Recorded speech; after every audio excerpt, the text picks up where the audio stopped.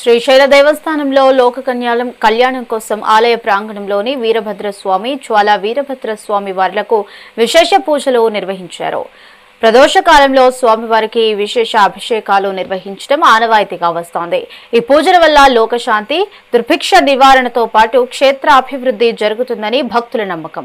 పూజా కార్యక్రమంలో భాగంగా ముందుగా మహాగణపతికి పూజ జరిపించి ఆ తర్వాత పంచామృతాలు, వివిధ రకాల ఫలోదకాలు, గంధకూకం, బిల్వోదకం మరియు మల్లికాగుండం శుద్ధ జలాలతో స్వామివారికి శాస్త్రోక్తంగా అభిషేకాలు, విశేష పుష్పార్చనలు నిర్వహించారు.